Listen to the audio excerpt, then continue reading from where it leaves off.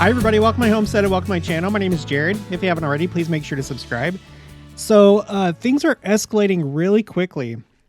You may remember if you've watched my recent videos that I'm keeping this spreadsheet. It's new. It's called Timeline Israel War Escalations. I only created this like within the last week. I realized that I needed to try and keep track of any time that this conflict ratchets up and goes to a new phase. And there's been a number of things, including different groups, countries that have joined the conflict, as well as just notable events and milestones. But within the last week, there have been a number of escalations that seem pretty significant. And I have a new one on here that I want to share with you. It has to do with a ballistic missile. And it's looking like even more so today than previously, that there is going to be a ground invasion of Lebanon. I'm recording this on Wednesday, by the way. Okay, so we're going to look at a few different articles.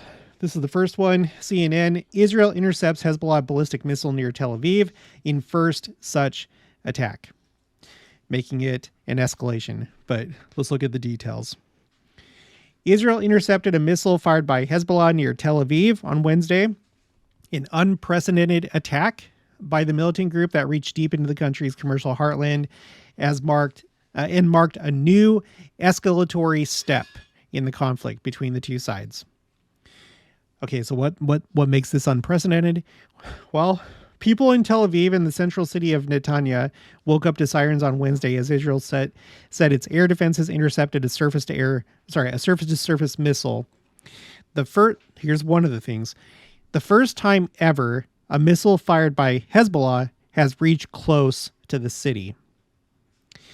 The Israeli military said. And that's news to me. I've never followed it this closely, neither this war nor previous conflicts. But it kind of surprises me that this is the first time that a missile from Hezbollah has reached near Tel Aviv. I should have pulled this up. Let's look at, Tel Aviv. Let's look at the map. Because Tel Aviv, it's always seemed to me like it's, pretty well within range. I mean, it is within range, but I don't know. When you look at the country, Tel Aviv is more toward the center of the country. When you're looking up and down and you're looking at this area, the more populated area. So anyway, Hezbollah tried to fire a missile down in this region. There's Netanya right there. Netanya, Tel Aviv. So somewhere over here. Okay, back to this. So the first time ever a missile fired by Hezbollah has reached close to the city, the Israeli military said. There were no immediate reports of damage or casualties. The Iran-backed militant group Hezbollah confirmed it launched a Qadir-1 ballistic missile targeting the headquarters of Israel's intelligence service, Mossad, which it blames for attacks targeting its members, including the coordinated explosions of thousands of pagers and walkie-talkies last week, which I have that on here as an escalation because I've never heard of such an attack anywhere. That was crazy. When I first saw news for that, I was like, wait, what? Pagers are exploding. Hezbollah has been using pagers and other low-tech devices because they don't want Mossad or other Israeli military capabilities to infiltrate their devices, spy on them, gather intelligence. So you go to low-tech things like pagers. But somehow it seems that Israel or somebody, because I haven't seen any 100% confirmation yet, somebody was able to implant these explosives in the pagers, and then they set them all off. And then they apparently did walkie-talkies too and other electronic devices. So that happened on the 17th, and then the next day, the 18th. So that was that was a escalation. It was pretty devastating, both to their communication capabilities, and it took out some people and injured many more. Okay, so going back to this, it is believed to be, so this missile attack, it is believed to be the first ballistic missile to be launched by Hezbollah toward Israel and was fired quote, in support of our steadfast Palestinian people in Gaza and in defense of Lebanon and its people, Hezbollah said. Okay, so the first ever, it's believed, ballistic missile fired by Hezbollah at Israel. So up until this point, I believe it's mostly just been rockets. I don't know if they have cruise missiles. I wouldn't be surprised if they do. If they have ballistic missiles, they probably have cruise missiles. But ballistic missiles, they're different. Well, I'm not going to explain it here, but essentially it's kind of like a multi-stage projectile. It basically has like 3 main stages, and whereas like a cruise missile, it depends mostly, like it stays within the atmosphere and it uses the air to stay up. It's, kind of like that type of thing. But ballistic missiles are more like rockets that can go up. Some of them stay within the atmosphere. Some of them actually leave the atmosphere and go into space. So this is kind of like a more like a bigger capability, I think, than just like cruise missiles or rockets. Okay, so that's what happened. They think it's the first time that this has ever happened. So I have that as the newest escalation, September 25th, Wednesday. Okay, and then there's some more. I think that's all on this. No, I have a couple more things at the bottom. An estimated 500,000 people have been displaced in Lebanon, the country's foreign minister said Tuesday, with that number set to rise further. Again, this is very much looking like Gaza. When that took place, the Israeli military told the Gazans to, like the civilians, to evacuate south to the southern part of the Gaza Strip. Now it's like reverse. Now it's going north, and Lebanese in the south are fleeing to the north. On Wednesday, the Israeli military warned displaced residents of southern Lebanon not to return to their homes, as it vowed to speed up its offensive operations against Hezbollah without reprieve. Yeah, things have already been pretty quick. Things have really been popping off really quick with Hezbollah over the last week or two. Okay. Israeli troops held exercises simulating ground combat in Lebanon, which the military has not ruled out. And that's our next topic is it looks like there's going to be a ground invasion. The Jerusalem Post, IDF commander urges readiness for possible Lebanon invasion amid Hezbollah conflict. IDF Northern Commander Major General Yuri Gordon on Wednesday told his forces that, quote, we need to be very ready to go into action and to invade, end quote, Lebanon in the rising escalation against Hezbollah.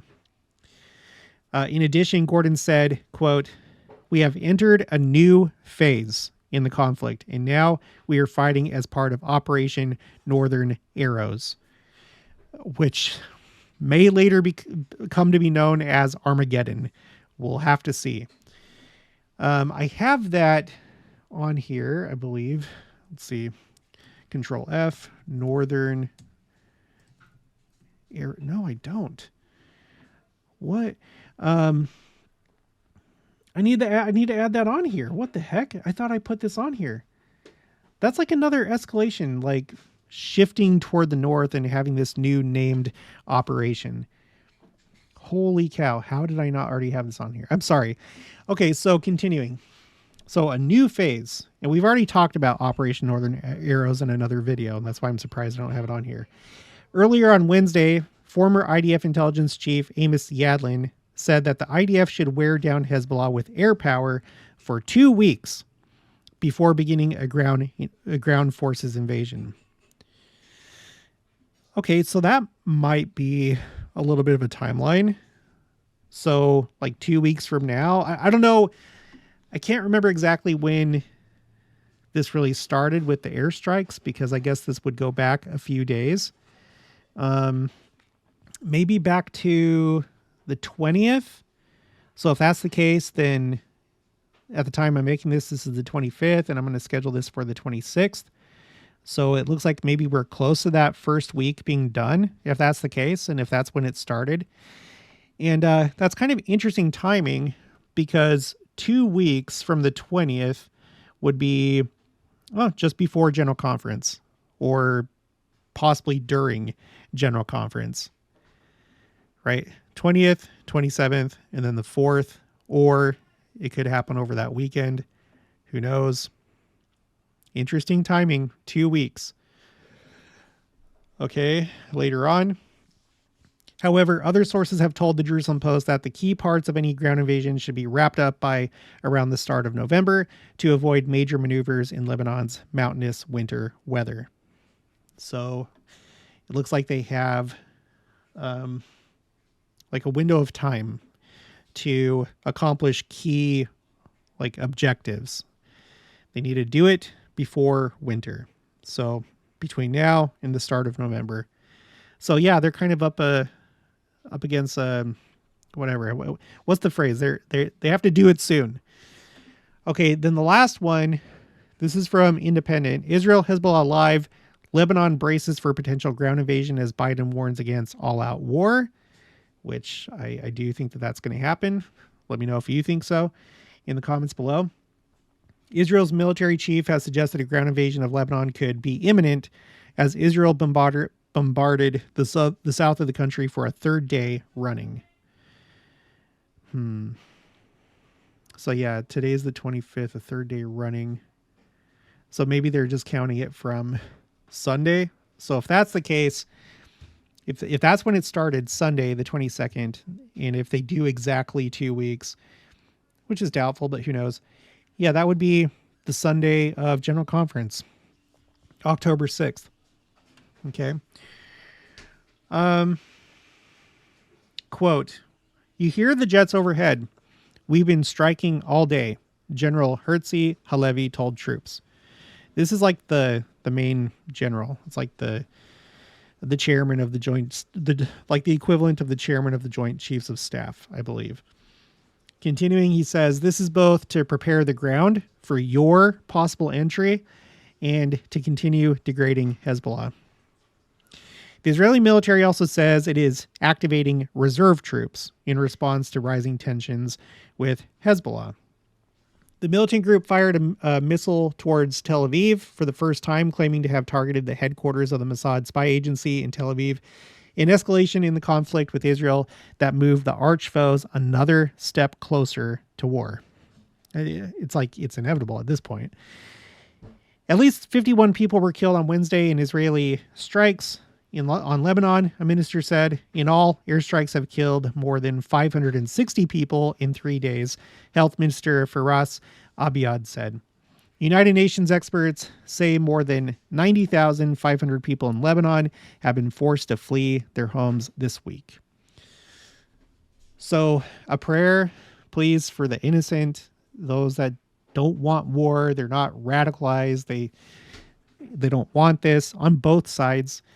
There are innocent people on both sides, so please pray for them and pray that things will de-escalate. Even though we want the second coming to come as soon as possible, I don't think that we should be praying for war. So, okay, so that's it. Escalations. I need to put down this new named operation. This was like a couple days ago. Northern Arrows. I need to put that on this spreadsheet. All right, that's going to be for this one. If you haven't already, please make sure to subscribe, like this video if you liked it, leave your thoughts and opinions down in the comments below. Also, make sure to share, and I'll talk to you guys later.